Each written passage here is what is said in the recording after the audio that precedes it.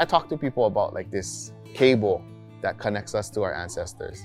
But I think the plug or the apparatus that plugs into ʻāina is our feet.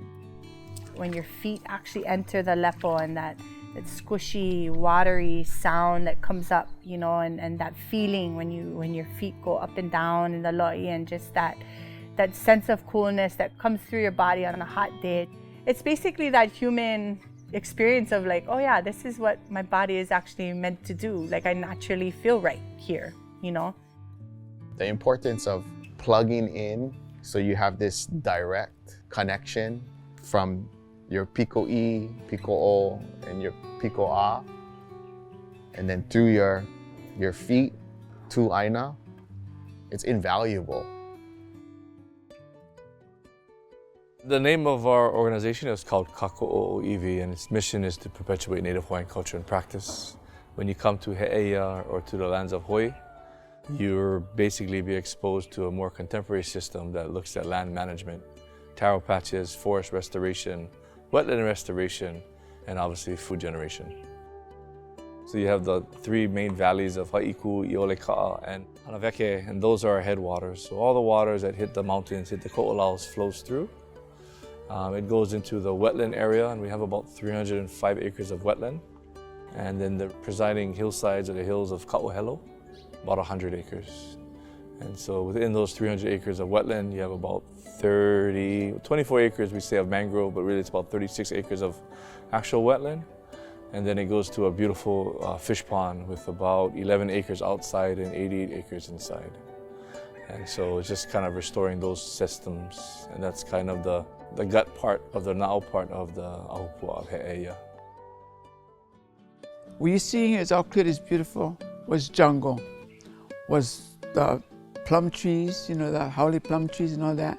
I think once people saw the effects of the trees being taken down and saw like how beautiful our mountains were when they were driving over the bridge or feeling the breeze come over the bridge, you know, it was like the land was breathing again.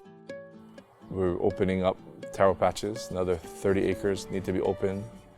Education and outreach, and then there's all the conservation work. So whether it's the rebuilding of the native bird system, the rebuilding of the wetland system, and then a new project that we'll be doing is looking into the forest. So removal of invasive species first and foremost, and then following with native forest replanting.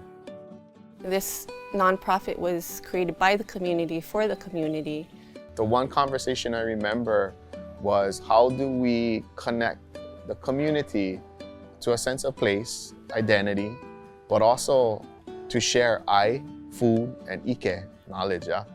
We service folks from pre-K all the way up to kupuna, and you know, they're all looking for a similar experience. They're just wanting to know more about Hawaiian agriculture practices. They're wanting to know how they can give back.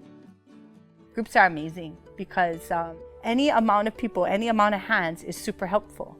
And so I developed this thing, and I say it to every group that comes. I'm like, you know, I mahalo you guys for coming because you took your time out of your day to come and you know, exchange your mana, your energy here. And I have zero expectations of you. So whatever you do, we mahalo, because at the end of the day, it's more than, you know, a few of us could do. It always gets a laugh, or it gets a how's this lady kind look and a challenge, and I'm like, yeah, that's what I like. But there's experiences on experiences to be had. Don't be afraid to like get dirty. Come here to like jam out, because I guess like the end product from that is super like, wow. There's one phrase that Kākoʻo says all the time, which is nani ke kalo. The literal of that means that the kalo is beautiful, but it's like a way of reminding each other if we're making poi or producing food or harvesting, and someone starts talking bad about other people or gets into some negative thing, then it's a quick reminder, nani ke kalo, that we're dealing with this beautiful but also revered and ancestral plant to us, so to behave accordingly. And I think maybe working in a place that carries those values, I do believe that it changes the way the food is. I guess the finished products include like steamed luau, poi, kulolo crunch, pickled onions, and kalua pig. I guess it's like a special kitchen because it's like you're dealing directly with a product that you'll harvest, like right here. Being able to see your product go from like the beginning stages of when you kanu your huli and then see it come back and actually like you cook it and everything and it turns into like poi or kulolo at that rate. Yeah, it's a pretty cool like thing to see. One of the things I noticed when I first started working here is that the work that's happening here causes this ʻāina to look different and change all the time. Like you can look in this direction and then 6 months later, it's gonna look completely different. Or sometimes 3 weeks later, it's gonna look completely different. And it's happening on all sides of this place that we're at.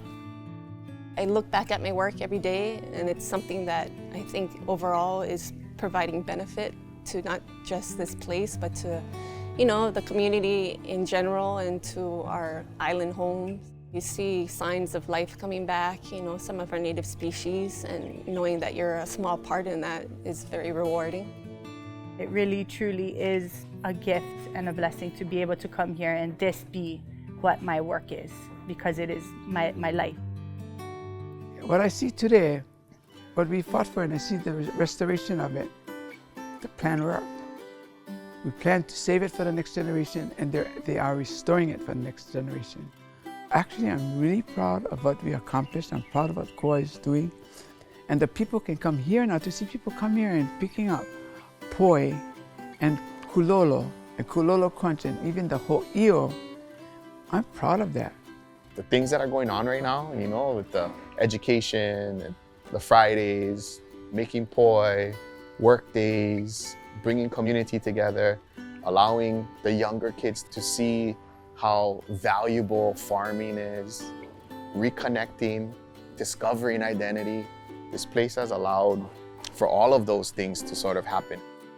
I mean, when we look back and realize there's still a lot more work to be done. There's a lot of invasives that are causing new issues for us that we have to address. And with the staff that we have around us, I believe we can make it happen. If we have done our system correctly, it'll just be a continuum of more and more and better people improving this ʻāina. Mahalo to all the kupuna that came before us, that held this space, and their understanding of fighting for He'eia to be what it is today. And you know, just my pule is that we always do right by He'eia and all the kupuna that came before and our Hawaiʻi.